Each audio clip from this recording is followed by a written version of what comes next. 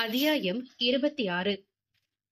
ராம் என்று உயிர் போகும் அளவிற்கு அதிர்ச்சியில் கத்தியவளை பதட்டமாக கண்டு, ஹே நேத்ரா என வேகமாக ஒழுக்கியவனை கண்கள் வெளியே தெரித்து விழும் அளவிற்கு மிரண்டு பார்த்து சுற்றியும் முற்றியும் இதயம் நடுங்க எதையோ தேடி அவனது தலையை திருப்பி அவனையும் தன் கரத்தையும் மிரண்டு போய் மாறி மாறி ஆராய்ந்தவளை வினோதமாக பார்த்திருந்தான் ராம். ராமின் திகைத்த முகத்தை உள்வாங்கியபடியே தடித்த இதழ்களை கொய்து இதமாக முத்து கொடுத்து இமைகளை சுழட்டியவளின் கருவிழிகள் மட்டும் பெரிதாக அதிர்ச்சியில் வரிவரியாக விரிசல் விட்டு விரிந்து உறைந்து போயின. எத்தனை முறை சொல்றது, அவன் எனக்கு மட்டும்தான் புருஷன், அவனை நெருங்காதன்னு ஒரு முறை சொன்னா கேட்க மாட்டியா? கேட்க மாட்டியாடி? இதனால அழிவு உனக்கு நினைச்சியா? நீ அவனை நெருங்க அவனுக்கு தாண்டி அழிவு. அகோர பற்கள் இரத்தக்கரை படிந்து காது வரை கிழிந்த வாயில் இருந்தும் தலையை சுற்றிலும் கட்டி கட்டியாக கருப்பு நிற ரத்தம் சுட்டிட கண்கள் இரண்டும் பீத்து கொண்டு கொடூரமாக வெளியில் தொங்கி தலை சாய்த்து சிரித்த சாத்தான் கையில் கூர்மையான இரும்பு கோடாலியோடு தங்களை நெருங்குவதைக் கண்டு அச்சத்தில் திகைத்து போனவள் இமைக்கும் நொடிதனில் ராமின் தலையில் கோடாலியால் தாக்கி விட்டிருந்ததில் குருதி தெறிக்க மூச்சை இழுத்து பிடித்து என மார்பை பிடித்தவளை கண்டு தான் அவள் உயிர் போகும் அளவிற்கு கத்தியது. இப்போது அவன் நன்றாக எழுந்தமர்ந்து அவளை ஒழுக்கியதில் சுயம் தெளிந்தும் அதிர்ச்சியிலிருந்து மீள முடியாமல் இதய மதுர அமர்ந்திருந்தாள் நேத்ரா. ஏய் என்னடி, ஏன் இப்படி பைத்தியக்காரதனமா கத்தி அடிக்கடி உயிரை வாங்குற?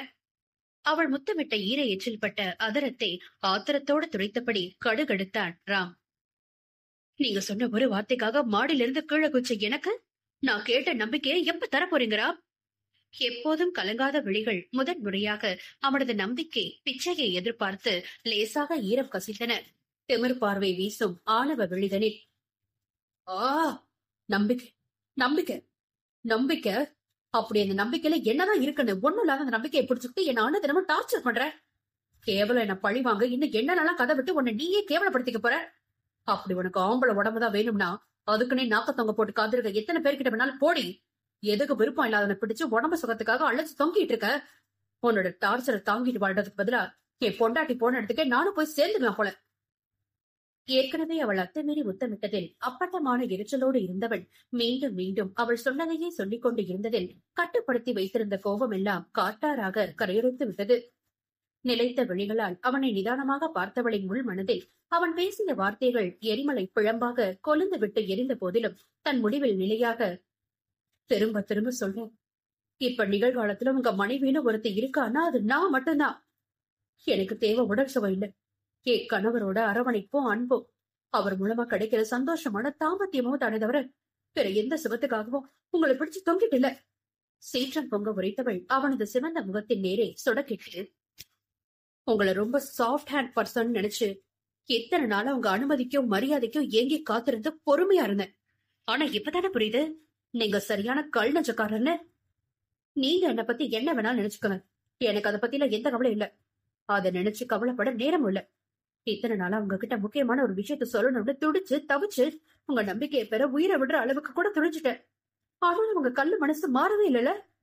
உண்மைதான், உங்களை எனக்கு ஆரம்பத்துல பிடிக்கல. மிடில் கிளாஸ் ஆளு, ஒரு குழந்தைக்கு அப்பா, பொண்டாட்டி இல்லாதவன்னு உங்களை கேவலமா நினைச்சிருந்தேன். அதை வச்சு உங்களை அவமானப்படுத்தி இருக்கேன். அதெல்லாம் தப்புதான். அதுக்கப்புறம் பிடிக்காதவங்களை என் ஸ்டேட்டஸ்க்கு தகுதியே இல்லாதவங்களை கட்டாயப்படுத்தி கல்யாணம் பண்ணி இருக்கேனா எதுக்கு நினைச்சுங்க? நீங்க சொன்ன சுகம் அதை தர தயாரா இருக்க ஆம்பளைங்க யாரோ கிடைக்காம போனதாலையா? ஆவேசம் பொங்க கத்தியவளை கொஞ்சமும் புரியா கோபத்தோடு புருவம் இடுங்க பார்த்தான் அவள். எதுக்காக உங்களை மிரட்டி உருட்டி கல்யாணம் பண்ணேன்னு அதுக்கான காரணத்தை சொல்லவும் விட மாட்டீங்க. என்ன சொல்ல வரேன்னு காது கொடுத்தும் கேட்க நீங்க தயாரா இல்ல. இப்ப சொல்ற கேட்டுக்கங்க, எதுக்கு மேல உங்க நம்பிக்கையை எதிர்பார்த்து காத்திருக்க என்னால முடியாதுரா. ஒவ்வொரு முறையும் நீங்க என்ன ஆண் சுகத்துக்கு அலையிறவன் சொல்லும் போது எனக்குள்ள ஏற்பட்ட கோபத்தை இன்னும் எத்தனை நாள் பொறுத்துக்கிட்டு இருப்பேன்னு எனக்கே தெரியாது. அவ்வளவு கோபத்தையும் உள்ளுக்குள்ள அடக்கி வச்சுக்கிட்டு இருக்க. நெஞ்சத்தை சுட்டி காட்டி கோபமாக உரைத்தவளின் குரல் சற்றே நடுக்கமாக வந்ததை உணர்த்தும் சிலையாகவே நின்றான். இத்தனை தூரம் ஆனதுக்கு அப்புறம் இனிமே நீங்க கேட்டாலும் எதுவும் சொல்ல நான் தயாரா இல்ல. நான் இங்க வந்ததுக்கான நோக்கம் உங்க வானிலை சொல்லணும்னா ஆம்பளை சுக தேடிதான், அதுவும் உங்ககிட்ட. இந்த முறை அவன் நெஞ்சை விரல் கொண்டு வேகமாக குத்தி காட்டியவளாக, அந்த ஒரு நாள் சுகத்தை மட்டும் கொடுங்க. ஜென்மத்துக்கும் உங்க முகத்துல முழிக்காம உங்களை விட்டு உங்க வாழ்க்கையை விட்டு நிரந்தரமா போயிடுறேன், போதுமா? ஈரம் சுரந்த விழிகளை அவனது அலைப்புறும் விழிகளில் கலக்கவிட்டு ஆக்ரோஷமாக கத்தியவள் அவனுக்கு பின்னே தெரிந்த கோரமான உருவத்தைக் கண்டு கர்வ புன்னகை சிந்தியவளின் ஈர விழியில் ரத்தம் சுட்டும் இரும்பு சங்கிலியை அவ்வுருவம் விசிறிவிட்டு அடித்ததில் அம்மா என்ற அலறலோடு மயங்கி சரிந்தவளை ஏய் நேத்ரா என பதறியவனாக தாங்கி பிடித்து மெத்தையில் கிடத்தினான் ராம். தலை வெடிக்காத குறையாக உள்ளம் மருகிய நிலையில் அவளின் அருகில் அமர்ந்திருந்தவனுக்கு முதன் முறையாக நேத்ராவின் வேதனை ததும்பிய பேச்சிலும் கோபத்திலும் உள்ள துடிப்பையும் ரணத்தையும் தாண்டிய பயத்தினை தெல்ல தெளிவாக கண்டு கொண்டவனின் விழிகள் அவ்வறையை சுற்றிலும் நோட்டம் விட்டன யோசனையாக. அப்படி பயம் கொள்ளும் அளவிற்கு அந்த அருகில் அவன் கண்களுக்கு ஒன்றுமே தென்படவில்லையே. ஆனால் இங்கு வந்த நாளிலிருந்து பயம் என்றால் என்னவென அறியாதவள் திடீரென ஒவ்வொரு முறையும் பயந்து அலறுவது மனதினோரம் சிறு நெருடல் ஏற்பட தொடங்கியது அவனுள். அதிலும் கூட அவளுக்காக பயம் போல் தெரியவில்லையே. ஏதோ உயிரான ஒன்றினை யாரிடமிருந்தோ மீட்டு பத்திரமாக தக்க வைத்துக் கொள்ள வேண்டும் என்ற வெறியுடன் கூடிய அச்சம் அது. தன்னிலையில் இல்லாத போதிலும் அவளின் முகம் ஒருவித இறுக்கத்திலும் யோசனையிலும் சுருங்கி இருப்பதனை கூர்ந்து நோக்கிய ராம் அதிகப்படியான எமோஷன் ஆகி கத்தியதில் காயப்பட்ட இடத்திலிருந்து ரத்தம் கசிந்ததோடு ஒரு துளி கண்ணீரும் வழிவதை பெருவிரல் கொண்டு மென்மையாக துடைத்து விட்டவனாக காட்டன் வைத்து ரத்தத்தை சுத்தம் செய்தவனின் எண்ணமெல்லாம் நேத்ரா ஏன் இவ்வாறு தன்னோடு இணைய வேண்டும் என்று அத்தனை பிடிவாதத்தோடு இருக்கிறாள். அதுவும் விருப்பம் இல்லாதவனோடு ஒற்றை நாளில் கூடி கலப்பதினால் அப்படி என்ன சந்தோஷம் கிட்டிவிடும் அவளுக்கு? ஆணோ பெண்ணோ இருமணம் ஒத்து காதலோடு இணைந்தால்தானே அது சுகமான தூய்மையான தாம்பத்தியம். அப்படித்தானே என் தீஷாவோடு ஒவ்வொரு இரவும் பொன் இனிய இரவாக காமல் கொண்ட ராத்திரிகளை கூட மகிழ்ச்சி பொங்கும் நினைவுகளாக மாற்றி இனிக்கும்படி வாழ்ந்திருக்கிறேன். ஆனால் இவள் கேட்கும் ஓரிரவு நினைத்து பார்க்க கூட ஒப்பவில்லை அவனுக்கு. இவளையே மனைவியாக இன்னும் ஏற்றுக்கொள்ளாத போது தாம்பத்தியமா? உடலெல்லாம் அருவருப்பில் சேர்த்து போயின.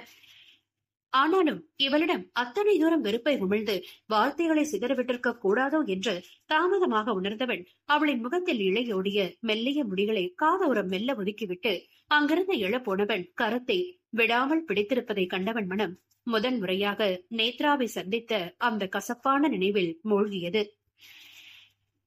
6 மாதங்களுக்கு முன். வெறும் வயிற்றோட எப்படி வேலைக்கு போக முடியும்? இன்னும் எத்தனை நாளைக்கு தீஷாவை நினைச்சு சாப்பிடாம கொள்ளாம உங்களை நீங்களே இப்படி வருத்திக்க போறீங்க மாமா? கொஞ்சமாவது வயிற்றுக்கு நேரத்துக்கு சாப்பிட வேணாமா? உங்களை நம்பி யுவா இருக்கா, அவனுக்காகவாது நீங்க திரும்பவும் முன்னாடி மாதிரி கலகலப்போட மாறணும்.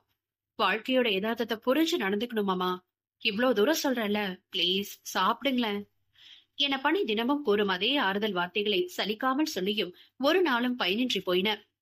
பணி அத்தனை தூரம் சொல்லியும் எதையும் காதில் வாங்காது அலுவலகம் செல்ல தயாராக பேகை எடுத்து மாட்டியவன் தோளில் அழுத்தமாக பதிந்த கரத்தின் சொந்தக்காரன் யாரென உணர்ந்து, எனக்கு பசி இல்ல வர்மா, ஆபீஸ்க்கு நேரமாச்சு, நான் கிளம்புறேன். அவனும் தினமும் சொல்லும் வார்த்தைதான் என்றாலும் அதை வர்மன் கேட்க வேண்டுமே.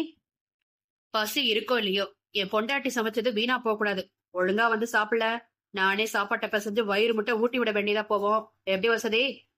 அழுத்தமான குரலால் புருவம் ஏற்றி இறக்கியவனை சலிப்பாக கண்டு பணி எடுத்து வைக்கும் உணவை வேண்டா வெறுப்பாக கடமைக்கென உண்டு முடிப்பான். இல்லையேல் வர்மன் சொன்னது போலவே வயிறு முட்டி வெளியே வந்துவிடும் அளவிற்கு ஓட்டி விட்டு விடுவான் அவன். மனைவியை பறிகொடுத்த சோகத்தில் வாழ்க்கையை வெறுத்து போன நிலையில் துக்கத்தில் இருந்தவனுக்கு பக்க பலமாக இருந்ததெல்லாம் வர்மனே ஆவான்.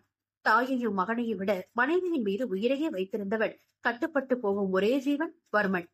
பெண்களிடம் எரிந்து விழுந்து கோபத்தை காட்டி தன்னை தொந்தரவு செய்ய வேண்டாம் என்று சொல்பவன் வர்மனிடம் வீம்பாக நடந்தால் அவனும் பதிலுக்கு வீம்பு பிடித்து செய்யும் அடாவடித்தனத்தை தாங்க முடியாமல் பல நேரங்களில் சரண்டராகி விடுவது பழக்கமாகி போனது. சந்தோஷம் தன் உயிரானவள் இன்றி தொலைந்து போனது. காலை போக்குவரத்து நெரிசலில் தீஷாவை நினைவில் மிதமான வேகத்தில் இருசக்கர வாகனத்தில் வந்து கொண்டிருந்தார் ராம். சாலையில் நடந்து செல்வோர், வாகனங்களில் செல்வோர், சாலையோரம் உள்ள கடைகளில் உள்ளோர் என்று அனைவரையும் பீதியேற்றும் வகையில் அத்தனை கூட்ட நெரிசலிலும் காற்றை கிழித்துக் கொண்டு அதிவேகத்தில் வளைந்து வளைந்து வந்த மகிழுந்தை கண்டு பலரும் வாய்க்கு வந்த சாபத்தை விட்டு செல்ல, ஏய் நேத்து கார ஸ்லோவா ஓட்டுடி, யார் மேலேயாவது இடிச்சிட போற. ஸ்ருதியின் ஈரக்குரலை நெடுங்கியது அவள் ஓட்டும் வேகம் கண்டு. ஆமாமா நேத்து, பிளீஸ், எங்களுக்கு எங்க உயிர் முக்கியம். இந்த சேசிங் ரேசிங் எல்லாம் வேணாம், கார ஸ்லோ பண்ணு நேத்து. உயிர் பயத்தில் கெஞ்சிய சுஷ்மி ரேஷ்மாவை ஏகத்துக்கும் முறைத்து தள்ளினாள் ஸ்ருதி. எல்லாம் உங்க 2 பேரால வந்தது. நீங்க மட்டும் இவளை ஏத்தி விட்டு குடிய ஊத்தி கொடுக்காம இருந்திருந்தா இப்ப இப்படி ஒரு சூழ்நிலையில உயிருக்கு பயந்துட்டு இருக்க வேண்டிய நிலை ஏற்பட்டிருக்குமா? உங்களோட சேர்த்து ஏன் உயிரை போக போறது நினைச்சாதான் உங்க மேல எனக்கு கொலை வெறி ஏறுது. பாருங்கடி எப்படி குடிச்சிட்டு நிதானம் இல்லாம காரை ஓட்டுறான்னு. ஸ்ருதி கோபமாக கத்திக்கொண்டு வரும் வேளையில் சல்லி சல்லியாக கண்ணாடிகள் உடையும் சத்தத்தோடு கார் எதிலோ பலமாக இடித்து நின்றது. அத்தியாயம் 27. ஐயோ போச்சு. ஸ்ருதியோடு சுஷ்மியும் ரேஷ்மாவும் பயத்தில் அலறி எதன் மீது காரை இடித்தாளோ என்ற பயத்தினில் காரின் பெண் சீட்டில் இருவரும் ஒளிந்து கொண்டதை கண்டு தலையில் அடித்துக் கொண்டாள் ஸ்ருதி. அவளை ஏத்தி விடுற வரைக்கும் நல்லா ஏத்தி விட்டுட்டு ஏதாவது பிரச்சனை வந்தா மட்டும் ஆளா ரெண்டு தலைமறைவாகிடுதுங்க. சரியான பைத்தியம் முடிச்சு எருமைங்க. ஸ்ருதி இருவரையும் மானசீகமாக திட்டிக்கொண்டே திரும்புகையில் அவள் தலையில் பலமான குண்டு விழுந்த உணர்வில் தலை சுற்றி மயக்கம் வராத குறிதான். நேத்ரா வெளிநாட்டிலிருந்து தமிழ்நாடு வந்த நேரம் அது. வந்ததிலிருந்து தினமும் பிரெண்ட்ஸ், பப், டான்ஸ் பார்ட்டி என்று தன் நேரத்தை செலவிட்டாலும் வேளச்சேரியில் உள்ள நரேனின் வாகன தயாரிப்பு கிளை ஒன்றினை பொறுப்பாக பார்த்து கொண்டாள். நேத்ரா பார்த்து கொண்ட பிரான்சின் 2வது வருடம் நிறைவு விழா அன்று. அதற்கு கம்பெனி சென்று ஊழியர்களுடன் ஸ்வீட் கொடுத்து கொண்டாடாமல் ரேஷ்மா சுஷ்மியோடு வரமாட்டேன் என்று கராராக நழுவ போன ஸ்ருதியையும் விடாத இழுத்து கொண்டு காலையிலேயே பப்புக்கு சென்று குடியும் கும்மாளமுமாக ரேஷ்மா சுஷ்மி ஊற்றி கொடுக்க நேத்ராவோடு மூவரும் சேர்ந்து குடித்து டான்ஸ், கூச்சல் என்று குட்டி குட்டியாக தொடை தெரியும் முறையில் சர்வேஷ் மற்றும் இன்னும் பல ஆண் நண்பர்களோடு துள்ளி குதித்து ஆட்டம் போடுவதை கன்னத்தில் கை வைத்துக் கொண்டு எப்போதும் போல் தோழிகள் செய்யும் அலப்பறையை வேடிக்கை பார்த்திருந்தார் ஸ்ருதி. ஏய் ஸ்ருதி, கமாலியா, நீ வந்து எங்களோட ஆடு என போதையில் குளறியபடி அவள் கரத்தை பிடித்து இழுத்துச் சென்ற சுஷ்மியை முறைத்தாலும் சத்தமாக ஸ்பீக்கர் அதிர பயங்கர வைபாக ஓடிக்கொண்டிருந்த நெருப்ப சிக்கி முக்கி நெருப்ப எதமா பத்தன கொடுப்ப மெதுவா சக்கி சக்கி மயக்கி மடியில் படுப்ப தினமும் ஒன்ன நினைச்சு உடம்பு கொச்சிய இழைச்சேன் கனவில் எட்டி எட்டி பார்த்தேன் அதனால் பொழைச்சேன். பாடலுக்கு அவளையும் மீறி கால்கள் தன்னால் ஆடி தோழிகளோடு உற்சாகமாக சேர்ந்து ஆடத் தொடங்கி விட்டாள்.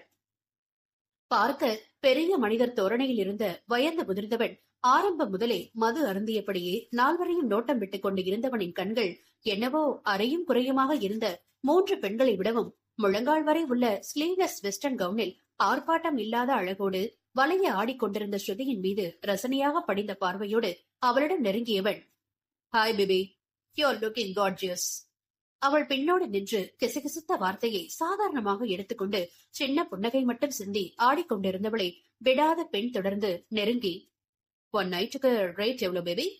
வாய் கூசாமல் தன் பெண்ணின் வயது ஒத்த பெண்ணிடம் அவன் கேட்டதும் ஸ்ருதி அதை உணரும் போது அந்த பெரியவரின் காது ஜவ்வு அதை விட்டு தலைக்கு மேல் பூச்சி பறந்தது. நேத்ரா விட்ட அறையில் யாருக்கிட்ட என்னடா கேக்குற? அத்தனை போதையிலும் சினமாக சீறிய பெண் வெங்கியை கண்டு அடி வாங்கியவனோடு சேர்த்து அங்கிருந்த பலரும் மிரண்டு விட்டனர். ஹே நேத்து, அமைதியவா, இங்கிருந்து நம்ம போகலாம். எங்கே நிலைமை வேறு மாதிரியாக திரும்பி விடுமோ என்ற பயத்தில் அந்த ஆண் பேசியதையெல்லாம் பெரிதாக எடுத்துக் கொள்ளாமல் அங்கிருந்து அழைத்து செல்ல முடிந்த ஸ்ருதியை பார்வையாலே தள்ளி நிறுத்து. டேய், எழுந்துட டுபுக்கு. கொத்தாக அவன் சட்டையை தூக்கி நிறுத்தியவளை கண்டு இப்போது பயம் மறைந்து கோபம் குறையாமல் கண்டான் அவன். ஏய், நீ யார் மேல கை வச்சு கத்துறையுமா? பழக்கமான டைலாக்கோடு வாய் திறந்தவன் முகத்தில் ரேஷ்மாவும் சுஷ்மியும் ஆளுக்கு ஒரு பக்கம் 2 குத்து ஒரே நேரத்தில். ஏற்கனவே ஆட்டம் கண்ட பற்கள் எல்லாம் போல போலவென கீழே கொட்டி விட்டது. அடி கிழட்டு பேசும் அவனே, என்ன தைரியம் இருந்திருந்தா அவகிட்ட அப்படி கேட்டிருப்ப. எங்களெல்லாம் பார்த்தா கிழவ கூட டேட் பண்ற மாதிரியா இருக்கு. சுஷ்மி கொதித்து போக, அதானே, பணம் இருந்தா மட்டும் போதுமா? வேகம் வேண்டாமா? ஓல்ட் மேன், நாங்க எதிர்பார்க்கிற பெர்ஃபார்மன்ஸ் எல்லாம் அவங்ககிட்ட இருக்குமா சொல்லு? அதுவும் நாங்க 2 பேர் இருக்கும்போது போய் இவகிட்ட கேட்டுட்டு இருக்க பாரு, ஸ்டூபிட் என்று ரேஷ்மா கத்த அந்த கிழவன் கேட்டதை விட மிகுந்த அதிர்ச்சியில் உறைந்து போன ஸ்ருதி தலையில் அடித்துக் கொண்டாள் எரிச்சலாக.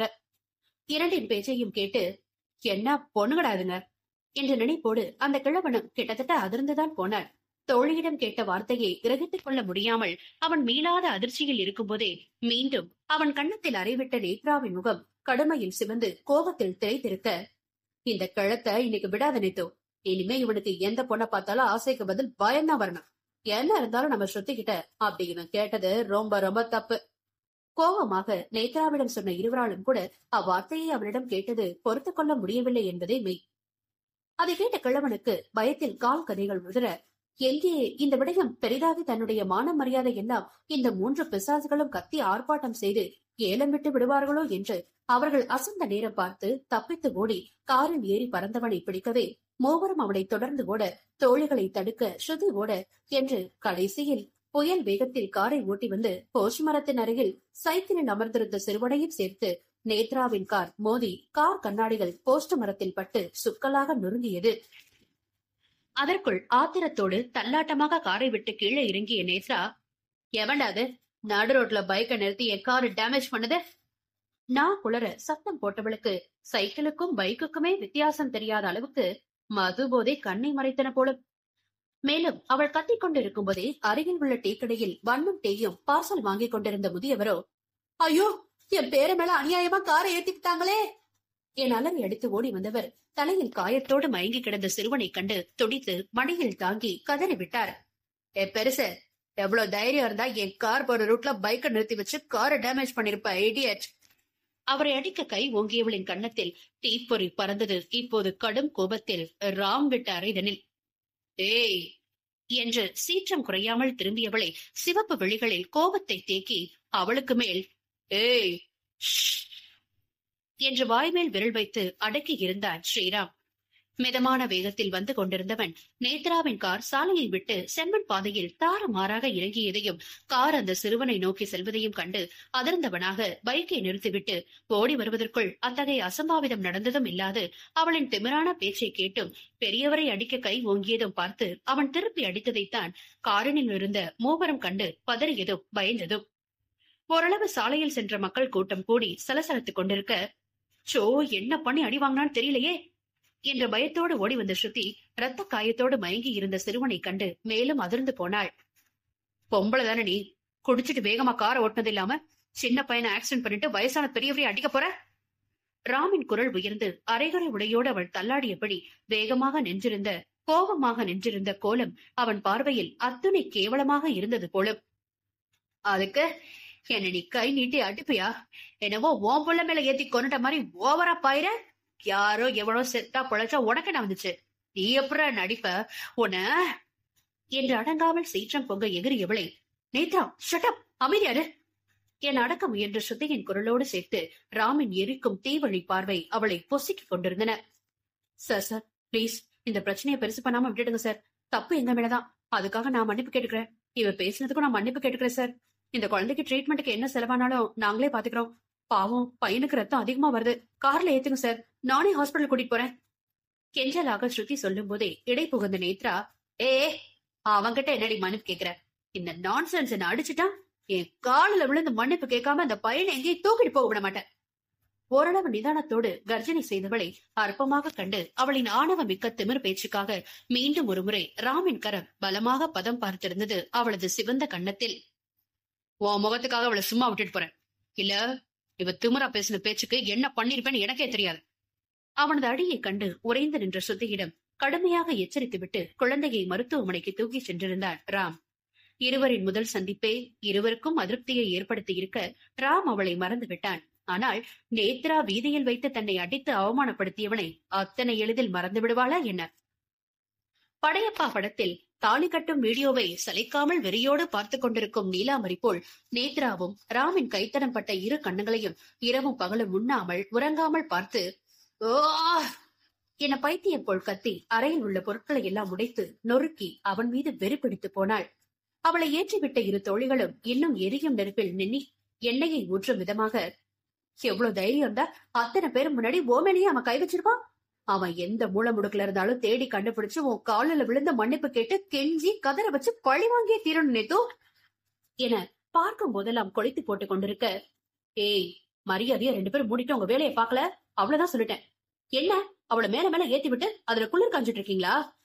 எரிச்சலாக மொழிந்து இருவரையும் அடக்கி நேத்ராவை பழைய நிலைக்கு கொண்டு வருவதற்குள் ஒரு வழி ஆகிவிட்டது ஸ்ருதிதான். அதன் பிறகு வந்த நாட்களில் இருவரும் சந்தித்துக் கொள்ளவில்லை என்றாலும் நேத்ராவால் அத்தனை எளிதில் அதிலிருந்து வெளிவர முடியவில்லை. அடுத்த முறை மட்டும் அவள் கண்ணில் பட்டால் தன் கையாலேயே அவனை கொன்று போடும் அளவுக்கு ராம் மீது வன்மத்தை வளர்த்து கொண்டாள். வெளிநாட்டில் நேத்ரா பார்த்துக் கொண்டிருந்த கிளைகளை கண்காணிக்க நரேன் விமானத்தில் பறந்து சென்ற நேரம் அது. மற்ற ஊர்களை சேர்க்காமலே சென்னையில் மட்டுமே மொத்தம் 4 கிளைகள் இருக்க அனைத்தையும் கண்காணிக்கும் பொறுப்பை நேத்ராவிடம் ஒப்படைத்திருந்தான் நரேன்.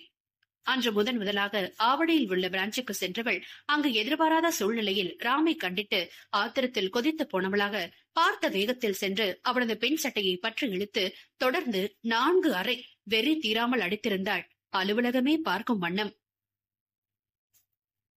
அத்தியாயம் 28. திடீரென ஒரு பெண், ஏன், எதற்கு என்று ஒன்றுமே கூறாமல் அலுவலகமே பார்க்க ஆவேசமாக தன்னை அடித்துக் கொண்டிருப்பதை உணரவே சில நிமிடங்கள் பிடித்தன ராமிற்கு. அவமானத்திலும் கோபத்திலும் அவளது அனல் பறக்கும் அடியிலும் அவனது பால் முகம் சிவந்து தொடர்ந்து அடித்த கரத்தினை சட்டென அழுத்தமாக பிடித்து ஒரே முறுக்காக முறுக்கி இருந்ததில், ஹே, கைய விடுற ராஸ்கல், பொண்ணு எனக்கு என் கையால கொல்லாம விட மாட்டேன். ஆக்ரோஷமாக கத்தி லாவகமாக கரத்தை வெடுக்கென இழுத்துக்கொண்டு மீண்டும் வெறியோடு அடிக்க பாய்ந்தவளை சில நொடிதனில் அவள் யாரென அடையாளம் கண்டுகொண்டு சுதாகரித்து மீண்டும் அவள் கரத்தை கெட்டியாக பிடித்து, ஏய் நிறுத்திரி என்ற கர்ஜனை செய்தவனை அவள் என்னவோ மிரளாமல் தான் பார்த்தாள். அங்கிருந்த மற்றவர்கள்தான் இருவரின் நடவடிக்கைகளும் புரியாமல் அதிர்ச்சியில் மிரண்டு போய் பார்த்தனர். உனக்கு எவ்வளவு தைரியம் இருந்தா என்ன ரோட்ல நிக்க வச்சு அத்தனை பேர் பார்க்க அவமானப்படுத்தி என் மேலேயே கை வச்சது இல்லாம என் கம்பெனிக்கே வந்து திரும்பவும் என் கையவே பிடிச்சிருப்ப. அவனிடம் அத்தனை கோபமாக சிறியவளை பார்க்க பார்க்க ராமின் மனநிலையில் அவள் மீது ஒரு துளி கூட நல்ல அபிப்பிராயம் இல்லாமல் போயின. பட்ட பகல்ல குடிச்சிட்டு சின்ன பையன் மேல காரை ஏத்துனது இல்லாம தேவையில்லாம பிரச்சனை பண்றத நீ. தப்பெல்லாம் உன் மேல வச்சுக்கிட்டு கோவப்பட உனக்கு எல்லாம் அருகதே இல்ல. நியாயமா பார்த்தா உன் மேல கேஸ் போட்டு உள்ள தள்ளிருக்கணும். அப்படி பண்ணாம விட்டதாலதான் மறுபடியும் தைரியமா இங்க வந்து ஏன் மேல கை வச்சிருக்க. பொம்பளன்னு பாக்குறேன் இல்ல, என் நடக்கிறதே வேற. மரியாதையா சொல்றேன், செஞ்ச தப்ப நீயே உணர்ந்து என் கண்ணு முன்னாடி நிக்காம ஓடி போயிடு. கடும் கோபத்தை கடினப்பட்டு அடக்கியவனாக பற்களை கடித்துக் கொண்டு கடுமையாக எச்சரித்து பிடித்திருந்த அவளின் கரத்தினை வேகமாக உதறி தள்ளி விட்டவனை ஆத்திரம் அடங்காமல் பார்த்தாள் அவள். என்ன சொன்ன? என் மேல கேஸ் போட்டு என்னையே உள்ள தழுவியா? கேட்கவே பயங்கர காமெடியா இருக்கு மேன். உனக்கு அவ்வளோ தைரியம் இருக்குன்னா இப்பவே இந்த நிமிஷமே போலீஸ்க்கு போன் போட்டு இங்க வர வைடா பாப்போம். கையில் சொடக்கிட்டுக் கொண்டே எகத்தாளமாக நெருங்கியவளை கண்கள் சுருக்கி கண்டவள் எண்ணத்தில் நேத்ராவின் மதிப்பு மிக மிக கேவலமான பிறவியாகவே மாறிவிட்டது. உன்ன மாதிரி கீழ்த்தரமானவ கிட்டலாம் பேசி ஒண்ணுமே ஆக போறதில்ல. எப்பவும் பொண்ணுங்க அப்படின்னாலே அவங்க மேல தானா மதிப்பும் மரியாதை வரும். ஆனா முறையா ஒரு பொண்ணான உன் ஆட்டிடியூட் பார்த்து உன் முகத்துல காரி துப்பணும் போல இருக்கு. உன்னை பிடிச்சு ஜெயிலுக்குள்ள போட்டு பாவம் ஜெயில இருக்க கைதிங்க பாவத்தை கொட்டிக்கிட்ட பாவம் எனக்கு வேணாம். நக்கலாக மொழிந்து விட்ட வேலையை தொடர போனவனை, How dare you bullshit? Get out of my office now! தொண்டை கிழிய அவன் அவமானித்த வார்த்தைகளை ஏற்றுக்கொள்ள முடியாமல் கத்தியவளை சலனமற்று திரும்பி பார்த்தான் ஆத்திரத்தை அடக்கி கொண்டவனாக. இங்க நான் 5 வருஷமா வேலை பாக்குறேன். முன்னாடியே உன்னை சந்திச்சிருந்தா அப்பவே இந்த வேலையும் வேணாம் ஒண்ணு வேணாம்னு இடத்த காலி செஞ்சிருப்பேன். இப்ப நீ இல்ல, நானே நினைச்சாலும் இந்த கம்பெனி விட்டு என்னால போக முடியாது. ஏன்னா இந்த கம்பெனில நான் முன்கூட்டியே வாங்கின பணத்துக்காக அக்ரிமெண்ட்ல சைன் போட்டு கொடுத்திருக்கேன். அந்த கடன் அடைஞ்சதும் நீ என்ன சொல்றது, வெளியே போன்னு நானே அடுத்த நொடி இங்க இருந்து கிளம்பிடுவேன். இப்ப வீணா கத்தி என் டைமை வேஸ்ட் பண்ணாம எங்கிறது போ. காட்டமாக உரைத்துவிட்டு அவளை சட்டை செய்யாமல் அவன் வேலையை தொடர சென்று விட்டான். கண்ணில் பழிவெறி மின்ன அவனை வெறித்து பார்த்த நேத்ரா ராமை ஏதாவது ஒன்று செய்தே ஆக வேண்டும் என்ற வஞ்சக நெஞ்சோடு அங்கிருந்து நகர்ந்தவள் முதலில் ராமை பற்றிய விவரங்களை சேகரிக்க தொடங்கினாள். அதில் முதலில் அறிந்து கொண்டது ராம் தீஷாவின் தெய்வீக காதலும் அவர்கள் வாழ்ந்த அழகிய வாழ்க்கையும் அதன் பிறகு அவனது காதல் மனைவிக்கு நடந்த துயரத்தில் பாதியும். பிளாஷ்பேக் சீக்கிரம் முடிச்சிடலாம். ராமும் வர்மனும் கல்லூரி காலத்திலிருந்தே உயிர் நண்பர்கள். சந்தர்ப்ப சூழ்நிலையால் இருவரும் நண்பர்கள் என்ற விடயத்தை வெளியே காட்டிக் கொள்ளவில்லை. இருவருக்கும் குழந்தை பிறந்து பிறந்தநாள் கொண்டாட்டம் வரை வந்த ரகசியம் நீண்டு அதன் பிறகுதான் பணிக்கு இருவரின் கள்ள நட்பை பற்றி தெரிய வந்து இருவரையும் ஒரு வழியாக்கி விட்டது எல்லாம் தனி கதை. அதற்கு பல காரணங்கள் உண்டு. ராம் திருமணம் செய்து கொண்டது வர்மனின் மனைவி பணியின் சொந்த பெரியம்மா மகள் தீஷாவைத்தான். அதுவும் காதல் திருமணம். தீஷா பணி இருவரும் முதலாண்டு படித்துக் கொண்டிருந்த கல்லூரியில் ராம் வர்மன் இருவரும் நன்கொடை பெற அடிக்கடி வந்து செல்லும் போது இருவருமே தங்களுக்கான துணைகளை கண்டு கொண்டனர். ராம் துருவென சுற்றித் திரிந்த தீஷா மேல் காதலில் விழ வர்மன் குழந்தைத்தனமாக ஒரு சாக்லேட்டிற்காக தீஷாவிடம் சண்டையிட்டுக் கொண்டிருந்த பணிவிழி மேல் ஆசையாக படிந்த பார்வையை உடனே மாற்றிக்கொண்டான். அன்றோடு பணியை அவன் பார்க்கவில்லை. அதன் பிறகு தொடரும் பணிவழி அக்னிவர்மன் காதல் கதையெல்லாம் பெரிய கதை. அதை தெரிந்து கொள்ள தேகில் விழுந்த பணியாணி அந்த கதைய முழுசுமா படிச்சு தெரிஞ்சுக்கோங்க. ஆனால் ராம் தீஷா காதல் ஆழமாக, நீளமாக, நிலையாக, அழகான காவியமாக வேரூன்றி வளர்ந்தது. பணி எந்த அளவிற்கு மாடன் மங்கையோ, தீஷா மிகவும் சாந்த குணமுடையவள். உடையும் நேர்த்தி, அவளும் நேர்த்தி. கண்ணில் மையிட்டு, நெற்றியில் குட்டி பொட்டிட்டு, தினமும் அணியும் சுடிதாரி நிறத்திற்கு ஏற்றாற்போல் செடியில் ஃப்ரெஷ்ஷாக பறித்து ஒற்றை ரோஜாவினை சூடுவாளே, அத்தனை பேரழகாக காட்சியளிப்பாள் தேவதை பெண். ராமின் மனம் மயக்கிய தேவதை அவள். சிவப்பு, ரோஸ், மஞ்சள், ஆரஞ்சு, வெள்ளை என இது இல்லாது இன்னும் ஹைபிரிட் வகை ரோஜாக்களை எல்லாம் உடைக்கு ஏற்ப நிறமாக தேர்ந்தெடுத்து மிஸ்மேட்ச் செய்து நீண்ட கூந்தலை அவள் அலங்கரிக்கும் விதமே அவள் காலடியில் விழுந்து காலத்திற்கும் தெளியாத காதல் மயக்கம் கொள்ள வைக்க போதுமான ஒன்றாக இருந்தன ராமிற்கு. ராம் எந்த அளவிற்கு சாந்தமோ கலகலப்பானவனோ அதே அளவிற்கு கோபம் வந்தால் கோபம் கரையை தாண்டுவது மிக மிக கடினம். சந்தன் நிற கட்டுமஸ்தான மேனி, பார்க்கும் பெண்களை வசியம் கொள்ள வைக்கும் அழகனவன். அதிலும் கண்ணக்குழி தெரிய சிரிக்கும் கள்ளம் கவடமற்ற குழந்தை சிரிப்பில் விழாத பெண்களே இல்லை. அப்படி இருக்க அவனது காதல் மனைவி மட்டும் விழாமல் இருப்பாளா என்ன? அதிலும் அம்மா பத்மாவின் வளர்ப்பில் அக்மார் மாணிக்கமாக வளர்ந்த ஒற்றை தங்க பிள்ளை. மிடில் கிளாஸ் பையன்தான் எனினும் தன் நண்பனிடம் கூட எதற்கும் கையேந்தி நிற்க மாட்டான் ராம். அவளை பார்த்த பிறகு வந்த நாட்களில் தினமும் ராம் மற்றும் தீஷாவை காண பரவசம் பொங்க ஓடோடி வந்து விடுவான். அவள் பயிலும் கல்லூரிக்கு. முதலில் அவனுக்கும் தயக்கம், அவளிடம் காதலை குற. 2 வருடங்கள் வரை தூர நின்றே அவன் மனைவியை ஒருதலை காதலாக காதலித்தான் ராம். இப்படி ஒருவன் தன்னை உயிரினும் ஆழமாக காதலித்து அவள் மீது பேதலித்து போய் இருக்கிறான் என்ற விடயமே அறியாத பாவையோ தினம் தினம் புதிதாய் அவன் காதல் கொண்ட கண்களுக்கு விருந்தாக பிரசன்னமாவாள் தீஷா. போந்தென்றலாக தினம் தோன்றும் பூஞ்சோலை கிளியே, எத்தனை நாள்தான் தூரனென்றே காதல் கொள்வது என்று யோசித்துக் கொண்டே நாட்களை கடத்தி தனது படிப்பை முடித்துவிட்டு அவனுக்கு பிடித்தமான வேலையிலும் சேர்ந்து விட்டான். அன்னையை நன்றாக பார்த்து கொண்டவன் ஒற்றை அறையாக இருந்த ஓட்டு வீட்டை கண்டு ஆயாசமாகி அவனது வருங்கால மனைவியை நினைத்து வீட்டை புதுப்பித்து மாடி ஒட்டிவிட்ட பிறகென தன் காதலியிடம் காதலை கூறி அவளை கரம் பிடிப்பதுதான் அவனது அடுத்த கட்ட குறிக்கோளாக இருந்தன. அன்று தீஷாவின் பிறந்த நாள். பட்டு தாவணி பாவாடையில் எப்போதும் போல் உடைக்கு ஏற்ற வகையில் சிகப்பு நிற ஒற்றை ரோஜாவோடு கூடுதலாக மல்லிகையும் சூடி வானலோக தேவதையாக தோழிகளோடு கோவில் வந்த ரோஜா பெண்ணை கண்டு அசந்த போனான் ஸ்ரீராம். ஹே தீஷ், வா கொலக்கரைக்கு போயிட்டு செல்ஃபி எடுக்கலாம் என்றாள் தோழியில் ஒருத்தி. வர, அதுக்கு முன்னாடி அந்த பிள்ளையார மட்டும் கும்பிட்டு போலாம் என்றாள் மெல்லிசை குரலாள். ஐயோ திரும்பவுமா என தோழிகள் அனைவரும் அரண்டு போயினர். அவள் சுவாமி கும்பிடும் நேரத்தை கணக்கிட்டு, உனக்கு பிறந்த நாள்னு ட்ரீட் கேட்ட குத்தத்துக்கு காலையில இருந்து 4 கோயிலுக்கு நாக்கத்தெல்லாம் கூட்டிட்டு போய் பொங்கலும் புளியோதரையும் வாங்கி கொடுத்தே 10 பைசா செலவில்லாம ட்ரீட் கொடுத்ததுதான் மிச்சம். இப்படி ஒரு புளியோதரை ட்ரீட்டை வாழ்நாள்ல யாரும் கொடுத்திருக்க மாட்டாங்கடி. ஒரு போட்டோவுக்கு கூட விதி இல்லாம போச்சு. இனியும் உருக சாமி கும்பிட எங்க கிட்ட தெம்புள்ள வேண்டுதல் இல்ல தாயி. ஆனா நீ மட்டும் இப்படி என்னதான் கூட கூடையா வேண்டுவியோ தெரியல. தோழிகள் மொத்தமாக அழுத்துக்கொள்ள பொய் முறைப்பாக கோபித்துக் கொண்டாள் ராமின் தேவதை பெண். என்னவோ பட்டி போட்டு கோயிலுக்கு கூட்டி வந்த மாதிரி ஓவராதான் கிடல் பண்ணி சிலிப்புக்கிறீங்க. நிம்மதியா சாமி கும்பலான்னு உங்களை போய் கோயிலுக்கு கூட்டிட்டு வந்தேன் பாரு, என்ன சொல்லணும். நீங்க போயிட்டு போட்டோ எடுங்க, நான் பிள்ளையாருக்கு வச்ச வேண்டுதல முடிச்சுட்டு வரேன் என செலுப்பிக் கொண்டு பாவாடையை தூக்கி பிடித்து பூபாதம் தரையில் தவழ நடந்து சென்றவளை தோழிகள் முறைக்க பதுங்கி நின்று ராம் ரசித்தான், சிரித்தான். ஏண்டி, இவ கூட்டிட்டு போன 4 கோவில்லையும் பிள்ளையார் இருந்தார் தானே? அங்கேயும் தானே போயிட்டு உருக பிள்ளையார கும்பிட்டா.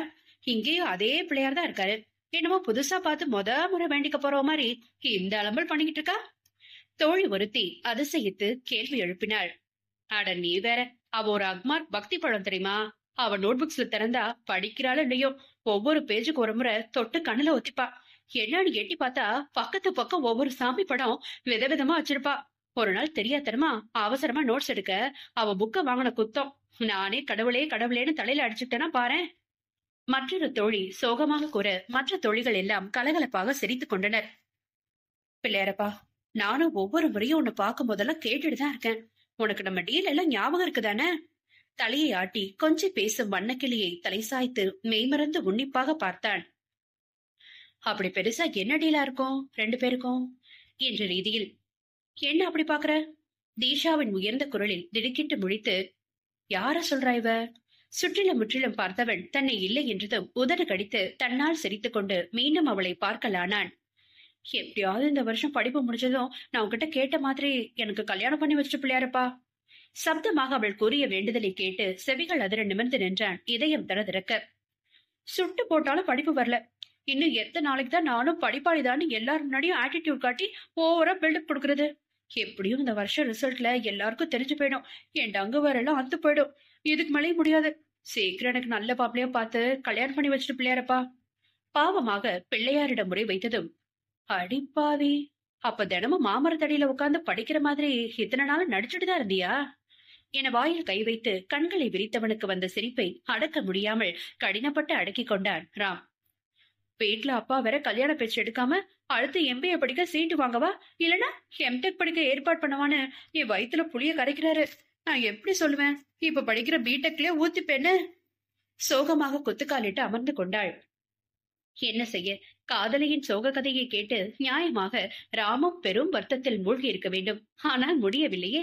வருத்தத்திற்கு பதிலாக சிரிப்பு சிரிப்பாக அல்லவா வந்து தொலைக்கின்றது அவளின் கதையை கேட்டு. சரியான் வாலு, வெளிய பார்க்கதான் சாத்திகமா இருக்கா, உள்ள பயங்கரமான பயோதிகமா இருக்காளே என்று தலையை உலுக்கி இதழ் கடித்து புன்னகைத்தவன் தலை தொங்க போட்டு அமர்ந்திருந்தவளின் முன்னே வந்து நின்றவனின் பாதத்தை கண்டு தலை நிமிர்த்தி பார்த்த பாவையின் முகம் கண்ணில் தீட்டி இருந்த மையோடு சேர்த்து மினுமினுத்ததைக் கண்டு மதிமயக்கம் கொண்டது ஆனவனின் மூளை.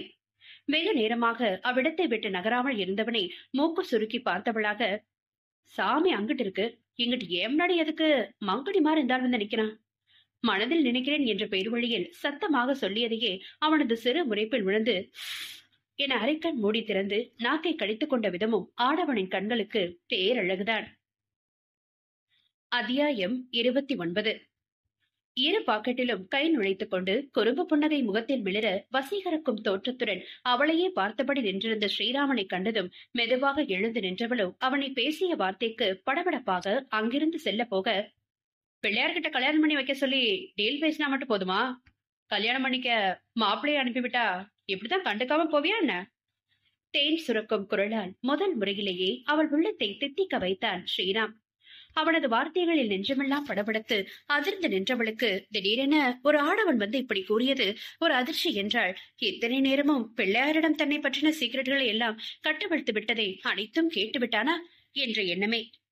யாருன்னு தெரியாத முன்னாடி இப்படி அசிங்கப்பட்டியே தீஷோ என தன்னைத்தானே கடிந்து கொண்டு சங்கடமாக அவனை புரியாமல் பார்த்தாள். நான் ஸ்ரீராம், வெஹிக்கல் மேனுபேக்சரிங் கம்பெனில இன்ஸ்பெக்ஷன் ஒர்க் பாக்குறேன். மாசம் நல்ல சம்பளம். அம்மா மட்டும்தான், வீட்டுக்கு ஒரே பையன். 2 வருஷமா நான் ஒருத்தைய பைத்தியமா காதலிச்சுட்டு இருக்கேன். பட் லைஃப்ல ஓரளவு செட்டில் ஆகாம எப்படி என் லவ் அவகிட்ட எக்ஸ்போஸ் பண்றதுன்னு இத்தனை நாளா அவ முன்னாடி வராம இருந்தேன். ஆனா என் காதலையே பிள்ளையார் மூலமா என் வருகையை எதிர்பார்த்துட்டு இருக்கதை எனக்கு தெரியப்படுத்துறதுக்கு அப்புறம் எப்படி வராம இருப்பேன் சொல்லு என்று கண்சமட்டி அழகாக சிரித்தவனை கையை பிசைந்து கொண்டு மிரண்ட மான்குட்டியாய் திரு திருவென மொழித்து பார்த்த அழகோவிய காட்சி முகம் காலம் கடந்தாலும் மாறாத மறைந்திராத தருணம் ராமிற்கு. என்ன எடுத்தப்படி வந்து இப்படி எல்லாம் பேசுறீங்க? நான் உங்களை முன்ன பிட்டு பார்த்தது கூட இல்லையே. இதெல்லாம் சரிப்பட்டு வராது. நான் வீட்டுக்கு போறேன் என்று ஓட போனவளின் கரம் இப்போது ஆடவனின் மென்மையான பிடியில் அகப்பட்டு பெண்ணவளின் அதிர்ச்சியை அதிகப்படுத்தி இருந்தது. கையே என்று அவள் அச்சத்தில் காற்றாக திக்கி திணறும் போதே, ஆமா உன் கையினா, ஆனா காலத்துக்கும் எனக்குள்ள இப்படி பிடிச்சு பொத்தி வச்சுக்க ஆசையா இருக்கே. 2 வருட காதலின் வெளிப்பாடு இத்தகைய உரிமையான பேச்சு. கைய விடுங்க, நான் போனோம், யாராவது பாத்துருவாங்க, தவறாக எண்ணி விடுவார்களோ என்று சுற்றி முற்றி பார்வையை மிரட்சியாக சுழல விட்டவளுக்கு பயத்தில் உடலும் கூட உதறத் தொடங்கிவிட்டது. ஹே, ரிலாக்ஸ் ரிலாக்ஸ் தீஷு. நான் என்ன டீமனா இல்ல மான்ஸ்டரா என்ன பார்த்து இப்படி பயப்படுற? பயப்படாத. எனக்கான நேரம் வர வரைக்கும் உன்னை இப்பவே எல்லாம் கடிச்சு தின்னிட மாட்டேன். ஐ எம் பக்கா ஜென்டில்மேன், யூனோ. சட்டை காலரை ஸ்டைலாக இழுத்துவிட்டு கீழ் கண்ணால் அவளை கண்ட விதம் முதல் முறையாக பெண்ணவளின் மனதிலும் பெண்மை அரும்புகள் மொட்டு விரிந்து சிலிர்த்து வெட்கப்பூக்கள் பூக்கச் செய்தன. அதன் பிறகு வந்த நாட்கள் எல்லாம் தினம் தினம் காதலர் தினம்தான் இருவருக்கும்.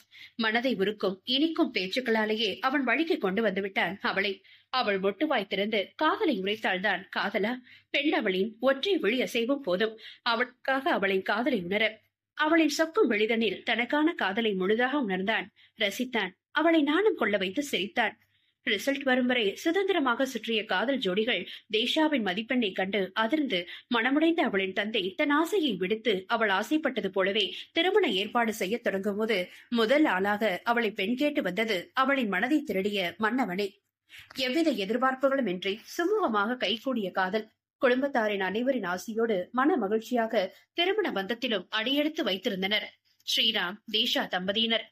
அவள் கழுத்தில் ராம் சூடிய பொன் தாலியை தீஷாவை அவளுக்கு பிடித்த மாதிரி வாங்கியது. பொதுவாக பல தாலியிலும் கோர்மை பகுதி வரும். அவ்வாறு வரும் தாலியின் கோர்பகுதிக்கு கீழ் ஆர் என்ற எழுத்தை டாலராக மாட்டியிருப்பது அதன் சிறப்பு. ஆகையால் பலரும் இது என்ன வித்தியாசமாக உள்ளது என்று உற்று நோக்கும் வகையில் அவள் தாலியின் தனித்துவத்தை எடுத்து காட்டும். அப்படித்தான் நேத்ராவின் கழுத்தில் இருந்த தாலியை கண்டதும் எங்கோ பார்த்ததை போன்ற ஞாபகம் நரேன் மனதில் தோன்றியது.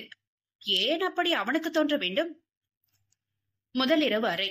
தினமும் பார்த்து கைகோர்த்து பேசி மடியில் துயில் கொண்டு குட்டி குட்டி முத்தங்கள், சொக்க வைக்கும் பேச்சுகள் என்று இயல்பாக இருவரும் பழகி இருப்பினும் இப்போது இருவருக்குள்ளும் ஒருவித படபடப்பு.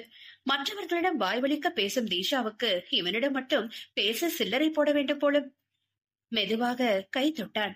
கணவனான பிறகு ஒரு மார்க்கமாக தொடும் முதல் தொடுகையில் உடல் சிலிர்த்தார் பாவை.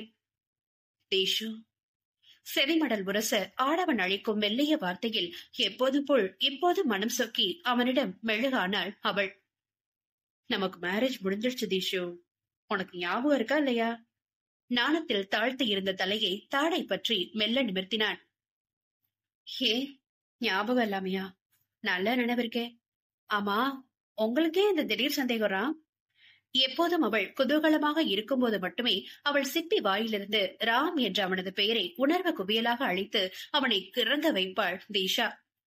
அப்போ இப்பயாவது ஒரு ஐ லவ் யூ சொல்லண்டி, கூடுதல் திருப்தியா நம்ம வாழ்க்கையை தொடங்கலாம்.